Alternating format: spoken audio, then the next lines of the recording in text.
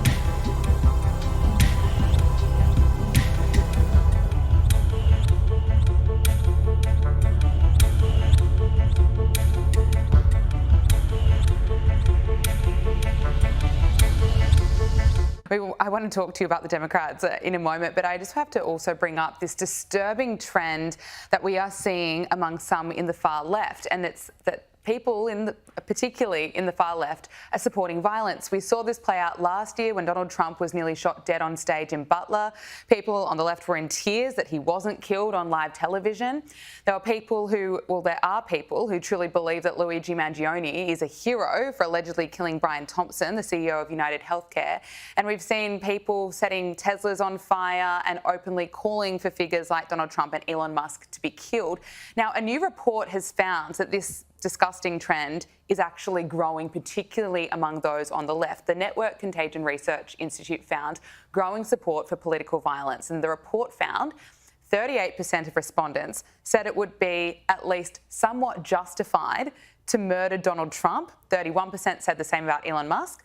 But looking at only left-leaning respondents, the justification for killing Donald Trump rose to 55% and Elon Musk to 48%. You know, it's just, you can't even fathom how you get those figures. But it seems it is becoming normalised. And just take a look at this. Beheaded Donald Trump, are you calling for his death? I am, yes. I believe it's time that the people straight cut his head off. Sign says, if you want to know how fascism ends, ask Benito Mussolini. And they hung him, right? Yep, they hung him by his feet from a lamppost. That's exactly what every fascist deserves. The only good fascist is a dead fascist. Now, are you calling for that to happen to our president right now? I believe that the minute that Donald Trump decided to start ignoring judicial orders, he gave up the right to be the rightful president of the United States. He's an enemy of the nation, and yes, I'd like to see him hung by his feet by a lamppost. But you wouldn't necessarily call for violence, would you? Are you supporting violence? I think there's the people in power, that's all they're going to listen to at this point. I feel like we've done the rallies, we've done all these things, and they don't listen, and that was something that finally got people to listen.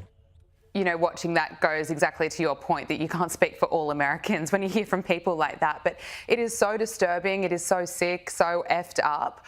Why are we seeing this become normalised? Why are we seeing this trend actually growing? Well, I do think that was being very much hyped in the media because all of these rallies, actually, if you go to them, two things. One, it's being hyped, and two, very interesting. So many of the signs look similar. And there's so many backpacks that are very similar. And then I've seen actually networks on the right interviewing some of these people, like, what exactly do you mean by a fascist? And they've got no idea.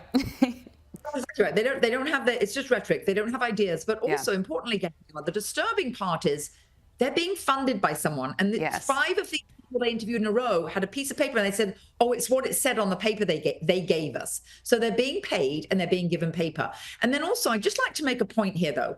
This is on the left. Now, when the right disagreed with things like Bud Light had this transgender Mulvaney, a promotion, it was all going transgender. What did the right do? The right boycotted Bud Light. You didn't see the right burning down Bud Light factories or burning Bud Light in the shop stores. It was just a boycott. Everybody has their right to protest, so just boycott if you don't like it. And last but not least, Gabriella, something that's rather actually idiotic and pathetic, if you ask me, is this burning of Teslas. First of all, very few people would have probably bought a Tesla. Right, there were probably people on the left that bought them. And secondly, if they're burning them, that's bad for the environment, and they're all leftists.